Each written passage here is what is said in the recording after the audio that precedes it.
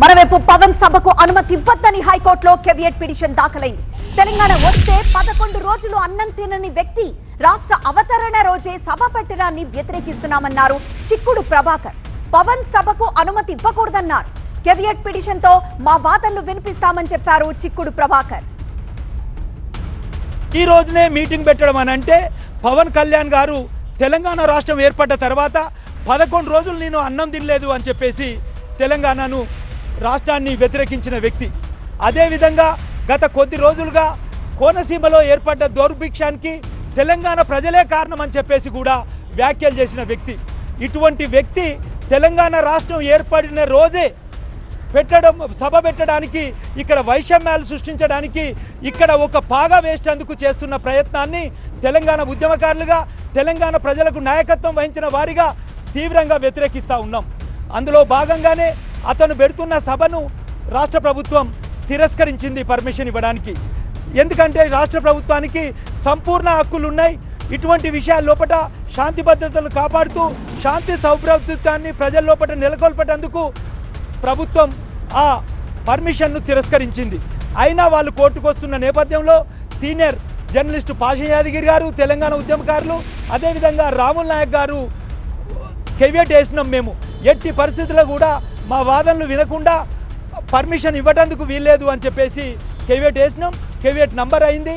గౌరవ న్యాయమూర్తి గారి ఆధ్వర్యంలో జరిగే విచారణకు మేము కేవియట్ తరఫున హాజరై తెలంగాణ ప్రజల ఆకాంక్షను తెలుపుతూ పర్మిషన్ రాష్ట్ర ప్రభుత్వానికి ఇవ్వద్దని చెప్పేసి ఆ పిటిషన్ డిస్మిస్ చేయాలని చెప్పేసి మా వాదనలు కొనసాగిస్తాం. ఎవరైనా ఎక్కడైనా సభలు పెట్టుకోవచ్చు. రాజ్యాంగం ఆర్టికల్ 19(1)A కింద హక్కిచ్చింది. కానీ దానికి పరిమితులు ఉన్నాయి. ఎవరిని రెచ్చగొట్టే విధంగా, జనాన్ని అబాస్పాలు చేసే విధంగా, అవమానాలు చేసే విధంగా మాట్లాడడానికి వీల్లేదు. ఆయన ఇష్టం వచ్చినట్టు మాట్లాడుతూ పోయినాడు. ఇప్పుడే కాదు, మొదటి నుంచి కూడా కోనసీమలో కొబ్బరి చెట్లన్నీ ఎండిపోయినాయి. దానికి తెలంగాణ వాళ్ళ దిష్టి తగిలింది, దానివల్లనే ఎండిపోయినాయి అన్నాడు. తెలంగాణ ఏర్పడితే నాకు చాలా బాధ అయింది, 11 రోజులు నేను ఉపవాసం ఉన్నాను అని చెప్పినాడు. తెలంగాణ ప్రజలకు వ్యతిరేకంగా మాట్లాడతాడు. పైగా నేను మగోడిని ఎంతమందిని పెళ్లి చేసుకోవచ్చని అంటాడు. సనాతన ధర్మం అంటాడు. నేను 5 చేసుకుంటాను, 6 చేస్తాను అంటాడు. ఇలా రకరకాలుగా పిచ్చి మాటలు మాట్లాడుతుంటాడు, జనాన్ని రెచ్చగొడుతుంటాడు. అందుకనే మేము ఆయన పెట్టే సభను ప్రభుత్వం చాలా చిత్తశుద్ధితోటి, దూరదృష్టితోటి దాన్ని అనుమతి ఇవ్వలేదు. ఈరోజు తెలంగాణ ఫార్మేషన్ డే నాడే ఒకవైపు తెలంగాణ సంబరాలు చేసుకుంటుంటే, ప్రజలందరూ శపథాలు చేస్తుంటే దానికి వ్యతిరేకంగా ఆయన ఇక్కడ సభలు పెడుతుంటారు. హైదరాబాద్లో పెడుతుంటారు. నువ్వు మీ ఊర్లో పెట్టుకో తెలంగాణ వ్యతిరేకంగా. 11 రోజులు ఉపాసం అని చెప్పి పెట్టుకో, తెలంగాణ వాళ్ళ దృష్టి తగలొద్దని చెప్పి పెట్టుకో. కానీ హైదరాబాద్లో వచ్చి జనాన్ని రెచ్చగొట్టడం సరైనది కాదు.